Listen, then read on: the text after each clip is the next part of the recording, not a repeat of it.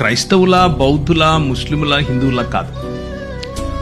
ఒక మనిషిని అన్యాయంగా చంపడం, అన్యాయం జరిగిన చోట దేవుడు ఎందుకు ఏం చేయట్లేదు కదా, అంతేనా? అందరు భక్తులకు ఇదే క్వశ్చన్, మీకొకరికే కాదు, ప్రపంచంలో ఉన్న అన్ని రకాల భక్తులకు ఇదే క్వశ్చన్.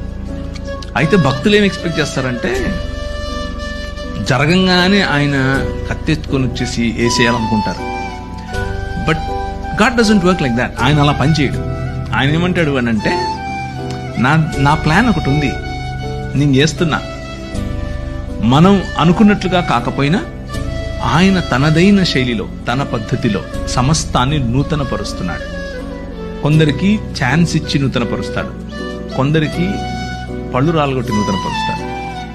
రెండిట్లో ఏది కరెక్ట్ అనేది ఆయనకే వదిలేద్దాం, ఆయన చేస్తాడు. He is doing it.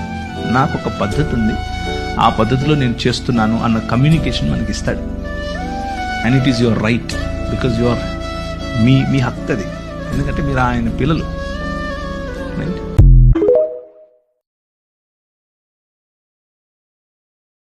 Download ShareChat.